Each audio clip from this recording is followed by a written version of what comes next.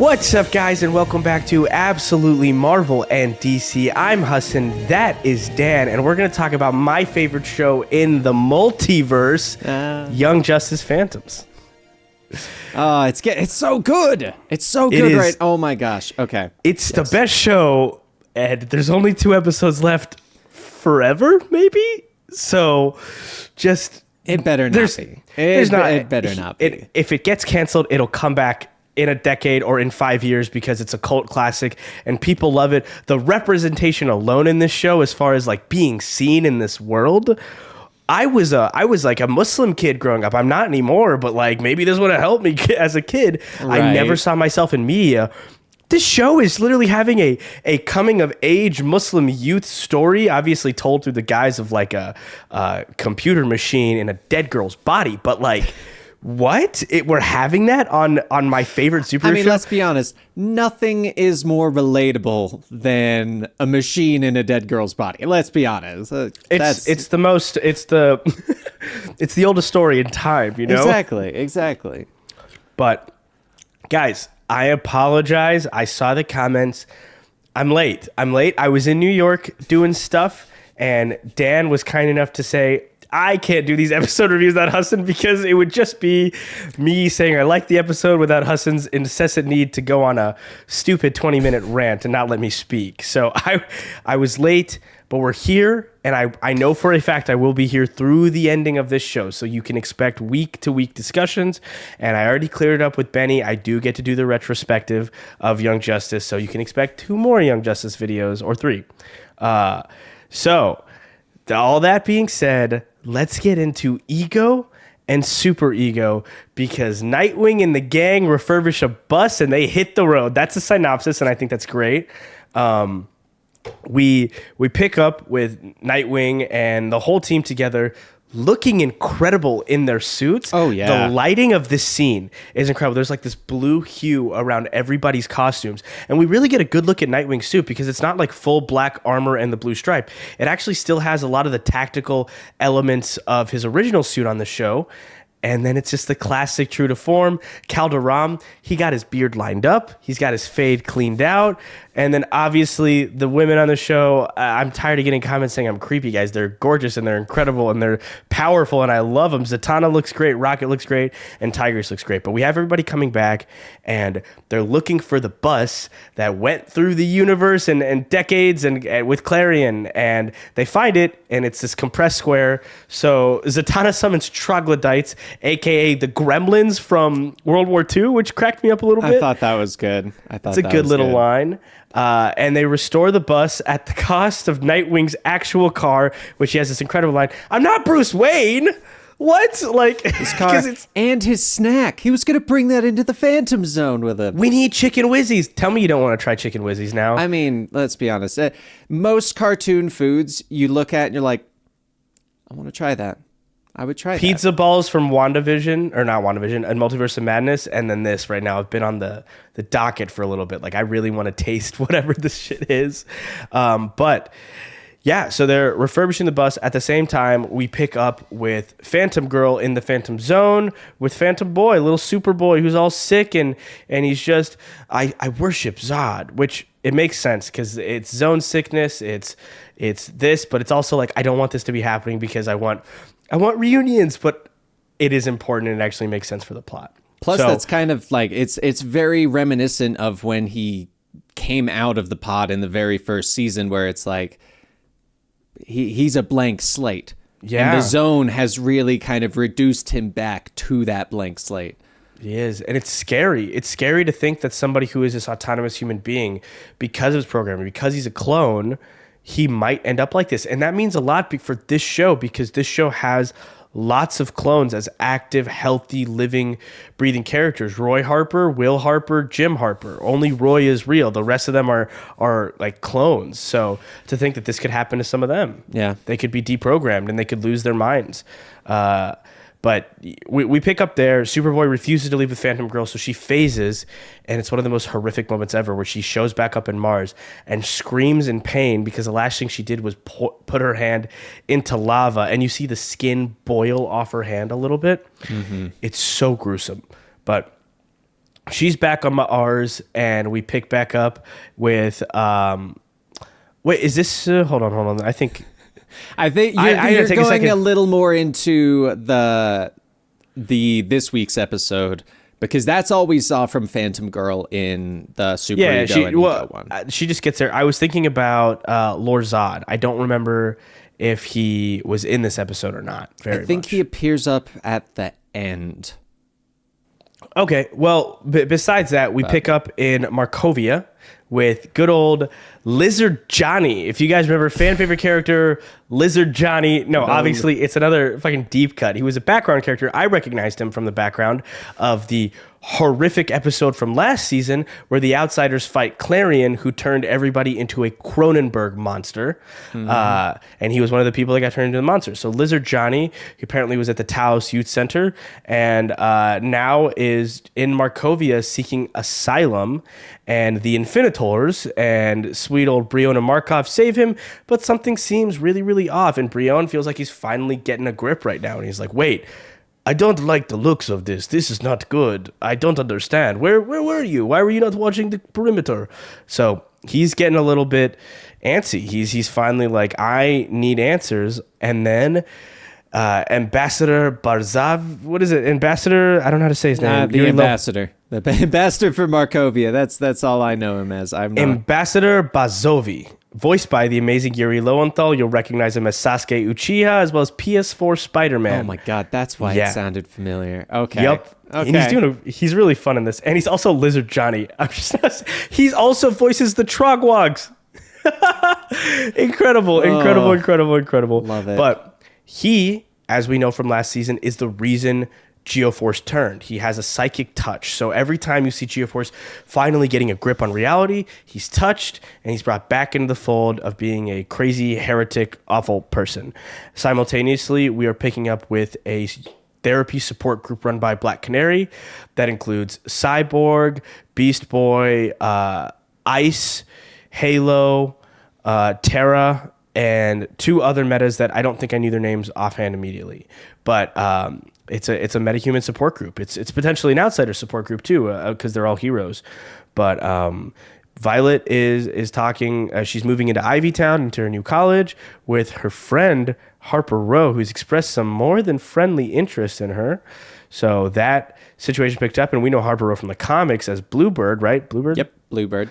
Bluebird, which is the sidekick of a sidekick, I believe. It's Tim Drake's sidekick. It's like Tim Drake's, and then right now she's like Leslie Tompkins' sidekick, which, because that makes sense. How could you be Leslie Thompson's? I'm not going to do this. Yep. I can't do this. That makes no sense. We'll put that to the side, but yes, that's where she's currently at. So she's currently doing that in the comics, but in Young Justice, she's a little bit more interesting. She's a janitor or something. I don't know. She was wearing boring menial work clothes, and she's not doing college, but she is interested in her friend. And she said, hey, it's been a year since everything happened with Geoforce. I'm trying to slide in those DMs. Like, I've been here. I've been putting in the hours. Is it not my time to shine? And Hala's like, let me think it over. Talks about it in therapy support group. They offers up some advice, which then I love because Black Canary shuts it down. She's like, no, we're not here to offer advice. We're here to relate it to our personal perspectives because that's really like a big key part of therapy. It's a big key part of like therapy that I go to every week, that my therapist never gives me advice. They just relay situations and help me see other perspectives to help me get to my own natural conclusion. So I love that little touch that like Black Canary is actually like a really great therapist in this universe. She is. Like let's be honest. Like I think about shit she says all the time. Like, wow. And Black Canary. No, kidding. I'm not going to do that here. I'm not going to do that here. People got on to me. I feel like you could literally name any character and you'd go in that direction. Have you seen this show? The cast is stacked, both men and women. Everyone on the show is a beautiful little animated character, okay? I'm not going to get weird with it. On our multiverse of... Actually, no, I think that might still fall under spoilers. So I'll stick away from it. I complimented someone's hair, and it was a comment of... Yes, you did. The comment was, and I quote, what the heck's wrong with this guy? I just keep talking about women's hair. It's like, I thought it looked beautiful, and I was like, go off, queen. I was trying to bring some positivity in this world. Damn. Oh, man. But the support group Beast Boy has a support dog, and it's actually the cutest little scene because he turns into a little corgi, and he's like, we go on walks together so he can make sure he does his business. Don't worry, I still do my business inside. And it was just really, really cute, and they're just like adorable little creatures. And Halo is inspired by this meeting to go talk to Brion, where Brion proceeds to start a really interesting conversation where it's like, oh my God, remorse. He knows what he did is wrong. And then sweet old Ambassador Barzav comes in. Brion, is this the queen you told us all about? And then, he lost his mind again, and Halo leaves, and Halo goes and starts something new. But that's kind of the sum of this episode. The other heroes enter into the Phantom Zone, and that's kind of it. They don't bring Miss Martian because Nightwing says, and I quote, I think if we're wrong about this, it could kill her. Honestly, I thought that was because when they were getting the group together, I was worried that they were going to bring her in and something bad was going to happen, or like she's going to have to witness him dying again because, we'll talk about that a little bit later. But I respected that choice just because it's like, that's fair. You do not want to get someone's hopes up over someone they know that has died, they've fully grieved over, and then being like, so he might not be dead. Yeah, and Nightwing's line saying, like, he's like, I hate lying, but I like that. It's a callback, right? Season 2, he had to be a liar, and he almost destroyed the team and got people killed doing it. So we've grown a lot. And then last season, when he was doing the whole, the darkness, not the light, the reverse of the light, when they were running all those teams together. So it's just, it's a whirlwind.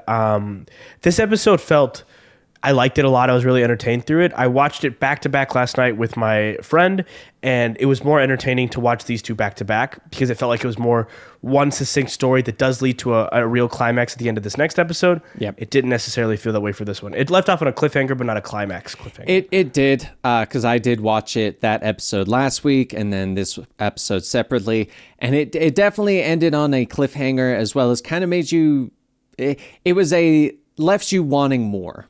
Like, as opposed to a lot of the other episodes where you're like, oh, I got a lot from this one. This one definitely was kind of like, you've set up a couple things. I didn't get the payoff that I wanted just yet, as I have in some of the other episodes. So it does make sense why these two would be better put together. Yeah.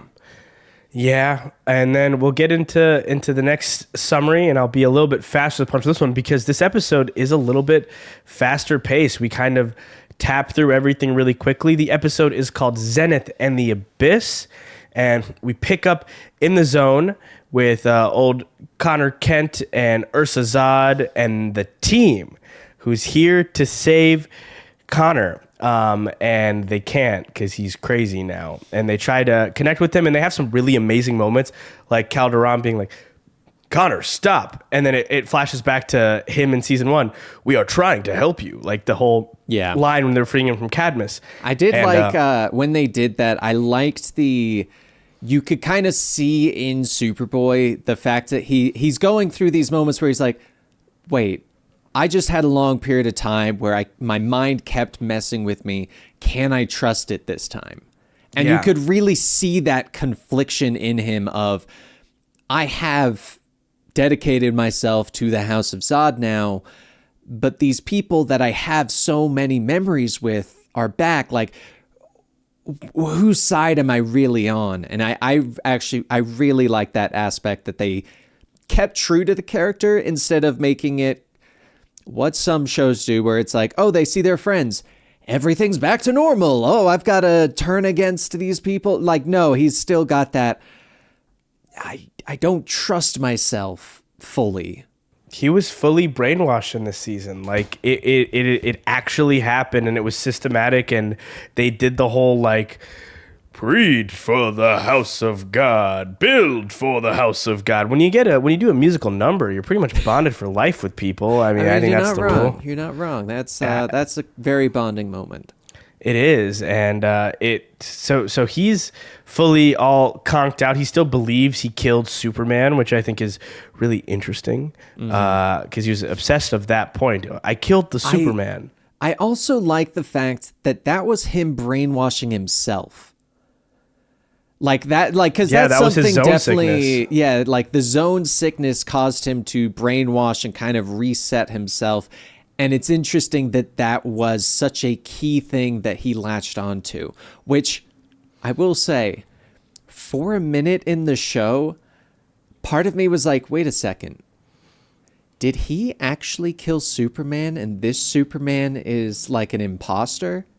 Like, I had a brief moment where I was like, wait a second, like, but then everyone's like, no, he didn't die, he's fine. And I'm like, oh, okay, thank you for clearing that up, because I was gonna read way too much into some situations because he's not revealing anything, and yeah. Anyway, continue. I think it's super. The zone is really weird because we got all of his zone sickness thing. People were in color, right, and the people who are in the zone are negative, except Wally West, who looked like Connor. Well, I think that was because he knew he was dead. Like, that was he understood. Because he thinks he's dead. Because he thinks he's dead, so he's hallucinating someone who's dead, and it looks like him. Because if you look back at it, he's not necessarily the same. He's more of a ghost as opposed to a negative zone. Okay, like, there is a slight difference where you can tell the in the zone people versus illusions. Yeah. So. Okay, sweet. Well, we'll get back to the quickie synopsis that's taking forever, but it was a jam-packed episode. Oh, yeah. We pulled Miss Martian in to the fold because Forager Green Lantern comes to see Forager of Forager Earth, and she's very excited to see Forager. So Forager brings Kaiser Thrall to Earth. It was the most frustrating thing to listen to in my entire life. Forager's explanation, it was the one time I didn't like it, because usually I think it's really cute, but it was like when she was saying Kaiser Thrall, Forager, Kaiser Thrall, Miss Martian, Forager, New Genesis, Oa. I was like, stop! I think with that, regardless of how we felt, I loved the fact that none of them questioned it. Like, all the other heroes are like, obviously. I mean, of course, that makes perfect sense. And I like we have Aquaman in his shiny little suit, and I'm like, I've seen the real Aquaman. I know who, and Calderon's suit is so much cooler. His is so lame. But yeah, Kaiser Thrall, which was a cool reveal. The end tag of the episode, we found out that Kaiser Thrall is an 11-year-old boy, and now we get the gruesome backstory of it. And Miss Martian shares it via his memories. Kaiser Thrall was a kid named Danny Chase, right? So it was Danny something, and I did look it up because I was very curious, because they grabbed him because of his like multi-dimensional abilities and stuff. For a minute, I was like, wait a second. Did they kidnap Danny the Street? Because there's no way. It's not actually Danny the Street, but I was like, based on the powers that they're saying, like the ability telepathic ability, like that's what. And now he's Danny an object does. too. Yeah. Exactly, and I thought that was very interesting, but unfortunately, it fell flat. My theory fell flat. But hey, I would have loved if the Kaiser Thrall was also the non-binary genderqueer street. Right. I think that's incredible. And that was one of the coolest parts of Doom Patrol. For those of you who don't know what the hell we're talking about, there is an incredible show called Doom Patrol on HBO Max as well. It is so crazy and out of whack, but it is easily one of the most fun things you'll watch in your life. Oh, yeah. But they have there's a character in it who's a street named Danny, who's gender queer and non-binary, and he's a street, and it's awesome. Or they're a street, and it's the coolest thing ever. I think he's shown up in Young Justice before. I could be wrong. Danny the Street? I feel like it might be. You know what? I might be thinking if it's the Teen Titans comics. Actually, now that I'm like thinking it through, I just Googled it. There is a. Yeah, I'm sure it shows up in the Teen Titans comics because it's Doom Patrol and there's so much overlap. Oh yeah. Okay, I think I'm reaching because I wanted it to be Danny the Street. Yeah. So yeah. Anyway, I will let you continue. We get a very sweet little kid named Danny Chase who is really, really humble, and he's like, "It's not your fault. I'm sorry. I'm here, but how can I help?" Immediately helps because Jem is calling from Mars. Megan Moores, I have news from Mars. And they do what I think is really cool. Call back to season 2. They moved the watchtower above the Zeta shield so that he could boom to, or Zeta over there, which is really, really fun because that's a fantastic callback. And he comes with Phantom Girl, and reveals are hitting. This is just like last season. Everything is converging right now, and we're getting it's all moving forward. Also, let's touch on this because I missed this. The episode opens with Lord Zod, sick piece of crap, the most villainy thing ever, talking to Tomar 2, which, yes, that is his comic book name. Yep. I know, guys. I know. I thought the same thing. But Tomar 2 is there, the son of Tomar Ray, and he says, I think you'll follow in your father's footsteps one day. Which, like... sick guy. Oh. One thing I'll point out that maybe you noticed, maybe you didn't. The Green Lantern, like Oa, the installation there, looks exactly like the Watchtower. And that is because the Watchtower in this Earth, or in this universe, was an abandoned Green Lantern base. So if you're wondering why the design architecture was the same, why they look really similar, it's because that's what this one was based off of. Because it's not like a weird satellite in space or whatever that we made. It was just already there. Right. And we've retrofitted it. So that was really, I think I love, this world is so alive and fully realized in a way that like nothing in comics is. Like nothing in media is. They don't get to have the time to do it. And these writers know how to play around with a sandbox and really build castles in the sandbox, I guess. But so I want to touch on Lord Zod because the plot points start to converge. He gets information on the Kaiser Thrall, aka Danny, and everybody is converging together at once to a planet with no red sun with a red sun. Yeah, with a red sun. That way they can fight. That way they can get Superboy. It turns into an all-out fucking fight. One of the most jarring moments of the episode. Not jarring because it didn't make sense, but like when Ma'ala Fa'ak kills Danny, kills him, takes over the Kaiser Thrall, and attacks everybody, and then out of the Phantom Zone portal walks out the Legion of Zod, of Ursa, Feora, General Zod, and Superboy, who walks out and immediately gushes blood out of his chest. So there's a very real chance he will not make it out of this story because I don't really see many ways of him surviving that. I know they have a mother box, so they could boom tube him onto the red sun, which like might be the thing to save him, but or yellow sun. I was gonna say I think they might do that because I mean, if the comic reveal that I saw does actually take place after this, then it kind of gave that away. But I couldn't tell if that comic book is prior. I know. It's still questionable, which honestly, I like. I like that it's questionable because then I might be reading into this, or it doesn't necessarily give it away until we know that it gave it away. Right. And I'm going to be pushing Benny to cover that on Comicstorian. So I don't know if he will, but I'm going to push for that. Or just guys read the comics too. I would say we should probably go out and buy that one, even if we watch the Comicstorian recap of it, because #Support Young Justice. Bring that boy back. This is a little bit of a sensitive topic, but I'm going to cover it because Greg Wiseman was tweeting about this, and it was one that really, really caught my attention yesterday. It was a very, very frustrating situation where they've been harassing Greg Wiseman, and Greg is an incredible showrunner, a very weird old man on Twitter, though, because he responds to everybody. Someone had tweeted out, would be nice if you guys strip the LGBT content out of Young Justice because it doesn't add any value. It pollutes the show and alienates some viewers unnecessarily. Great cartoons did fine without it for decades. Don't ruin the show. Now, this was one of the, stupidest, most upsetting things I had read in my life, and Greg responded promptly with, okay, absolutely not. This is the world.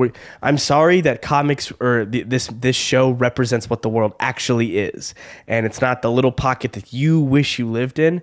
And it was really interesting, that whole Twitter debacle, because it actually was one of the first things about Young Justice that it's gone viral in a long time, and it was a really poignant discussion where Go ahead, Dan. I was going to say, I'll say if the logic there is the LGBTQ relationships and stuff like that pollute the show, then we have to get rid of the entire Superboy and Miss Martian thing, because That's the exact same situation, but it's a heterosexual relationship. Like it is literally the same. We're getting a relationship story, and if you're annoyed with it being a certain kind, then you got to get rid of all of them.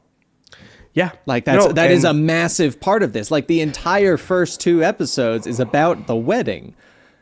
I think that there's but it's the people who watch these shows and they live in their little bubbles. They like to think that the lives of others are the politics of theirs. It's their lives. It's how they live. And I am a cis male. Okay. Like I don't have a lot of stake in the conversation. I'm a straight cis male. So I've not had to deal with the tribulations of that, but it doesn't hurt me to see it represented. It feels amazing to see it represented because I know people who are non-binary. I don't know people who are mother box and now a human woman or a human person, right? You don't? That's not. Oh my gosh! No, I haven't met anybody like that. I know a father box who's a human guy. But he's evil. Cyborg. He's a super villain. Yeah, he's awful. But no, like it's awesome to see that on screen, and I think it's important. It's impactful, and it reflects the world we live in. And if more media like that was around when I was younger to represent me as like a young brown person, it would have made all the difference in the world. The reason I exist in the space I exist in now as like a YouTuber and whatever is because Asian people were always YouTubers, like when I was growing up. So it was the only media I saw myself in. So I was able to get here. Yeah. So I think the absolute Marvel and DC fan base, you guys are wonderful. I've read the comments. I read the comments always. You guys will catch me in your replies or you'll see me at least like your comments. So, I know that you guys are receptive to it, but I thought it'd be worth bringing up that like people are saying that this show is getting less viewership than it's ever gotten before. That's actually not true. It actually is. It's not trending, and that's because of the advertising of it, but it is actually getting a higher viewership count on HBO Max than it did on Cartoon Network, which is crazy. But it is. Seasons 3 and 4 are doing better, and they're saying, oh, the reason seasons 3 and 4 have such bad IMDb reviews, it's great by critics, but fans hate it, is because of all this woke LGBTQ stuff. It's like, no, dude. It's because some fans don't like really, really adept storytelling. They want to see superheroes punch and say one-liners, but I want to hear Robin say, man, I feel whelmed after talking about the geopolitical situation of the world and saving a bunch of lives that way. Like it's equally interesting to me, and I'm a guy who grew up with the show. I was the target demo when it came out initially. I am the target demo now. Yeah. So I know that's a bit of a heavier topic, and right. I blindsided we won't Dan go with too it. much into that because we're here for Young Justice, not for the geopolitics of it. Right. But I thought it was important we address it because it is a show that is so rooted in it, and the writers want to discuss it. So, like, if you think Young Justice is going away for any reason other than HBO Max doesn't know how to manage it, it's not. It really is an incredible show, and the whole cast. These people are in everything. They're incredibly talented. They came back to Young Justice, and it wasn't for a check. They came back because they think the show is incredible as we think it is. So this episode like leaves off on a lot of like really dire plot. Like we're left off on what feels like the absolute climax, and I'm kind of upset that we're not going to get 2 episodes back to back because it's like I don't know how I'm going to wait next episode and like have another one. But the plot points have converged. Miss Martian can feel Superboy, and he's walked out of the Phantom Zone portal, or of the boom tube actually, because I love the various means of transportation in the show. It's insane that like there are boom tubes, and now there's magic buses, and there's Zeta tubes. And I will say I think it is genius that they are using the boom tube to get into the Phantom Zone, because it allows them to affect that form of transportation without affecting the Young Justice team that came in through the magic bus. Like they don't have to worry about it overlapping, like, oh, the boom tubes are destroyed, like the path can't be created, we're stuck here. It's like, no, they came in a different way. And I like that. I like those differences where they don't have to worry about creating a convoluted reason. They can just go, no, we came in through a magic bus. Yeah. Like, well, because that makes more sense than a tube. Like, let's be honest. Absolutely. Yeah. A tube, a bus. That line from Phantom Girl and Danny Chase, where he's like, I've actually locked onto the signature. And Phantom's like, my powers are organic. Like, that means nothing to me. Even if you're sharing that, like, I can't do anything with that information. And I was like, yeah, that makes sense. I think of like these other shows where they're like, I have the coordinates. Okay, then we can definitely get there on my bio ship. Right. Oh shit. Okay. Like it just is really. It's just really well done. Like, I don't even know how you could possibly keep up with that. Like, as a writer, as a narrative expert, even with a staff of 20, like, how do you keep up with a world that you are like letting evolve as time goes on and still keep up with every major plot point like that? Because like the modes of continuity going. Yeah, I think you could do a whole YouTube video essay on just the modes of transportation in Young Justice, from bioships to boom tubes, and you would get like a pretty robust, really interesting exploration of that. Oh, yeah. I'm not going to make that. That's too much research. But the show is ramping up right now. We're in the finale. And no, we didn't get much Static Shock in this season either. I've just not realized it. We got 2 episodes left. I mean, we got Black Lightning here. We got Black Lightning that's been disabled. How cool has Black Lightning been? Oh, I love Black Lightning. Black Lightning's a fantastic character. He is, and like him as the leader of the Justice League, I was kind of iffy on it. Not because I didn't think he deserved it, but it was also just like, I've never thought of Black Lightning as the leader of everything. I think him like a badass hero. I mean, he is a principal. Yeah, he is a principal of a school somewhere. But he's so awesome as a leader. And Aquaman's holding on the fort. Green Lantern Forager is over there, and we are in the end game now. And predictions for the next episode. Who are we going to lose? Who's going to die? I think we're going to get in a situation where it's going to be Zod is partly taking over. The rest of the troops are going to be coming out of the Phantom Zone, and it's going to be up to... I think it's going to be a situation where it ends with the core Young Justice team is going to have to be the ones to save the day. And I think nothing could be more perfect than kind of going full circle, having them fully come back together. I have a feeling that they'll probably save Superboy. I think they will. I think they're going to kind of bring him out of this brainwash again. We're going to get the OG Young Justice team. We're going to get the new Outsiders. They're going to work together.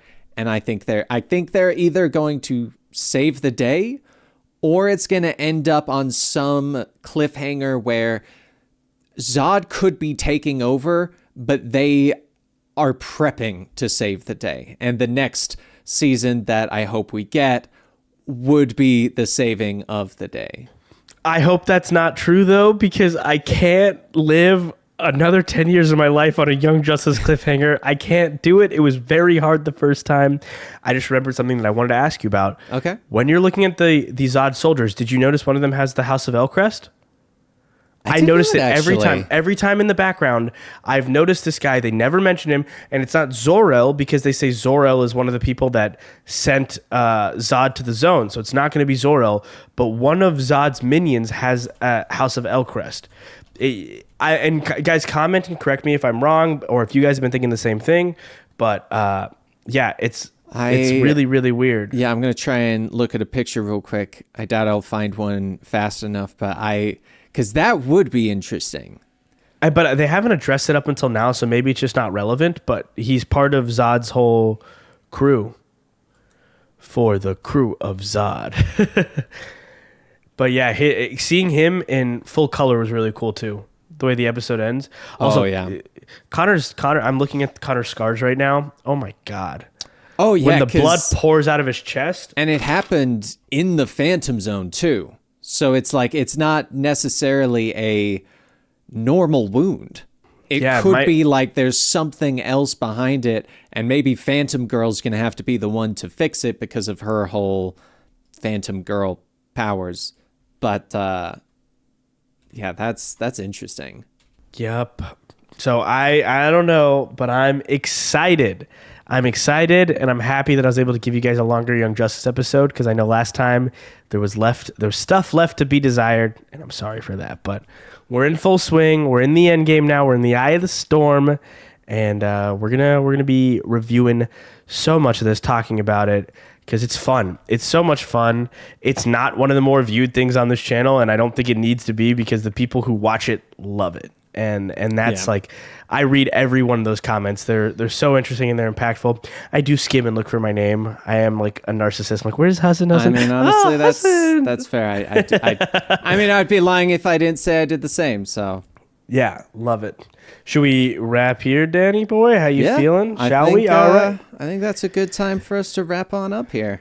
All right, guys. I'm Hassan. That's Dan. This is Absolutely Marvel and DC. Be sure to like the video, subscribe, leave a comment below for me to talk to you guys sooner. Check out one of the other dozens of videos that we're doing. If you like stuff with me and Dan in it, we did a Multiverse of Madness spoilers review. If you like stuff with Dan in it, he's done videos with 30 other people or stuff with me. I've done videos with 30 other people. This channel is ever growing. It has 1,000 things on there. Check some other stuff out. Have a great time. Dan streams at Fox Toast X on Twitch. Fox Toast X on Twitch. I have my own YouTube channel at Hassan Kader, youtube.com/Hassan Kader. I film weird stuff there. You can ignore that. I also have this great channel called Bad Days. You look up the Bad Days podcast, and that's me, and I talk about life with my friends, and that's what I do. So that's the plugs. This has been the episode. Can't wait to catch you guys in the next episode of Young Justice. We will see you guys real soon. See you next time, guys.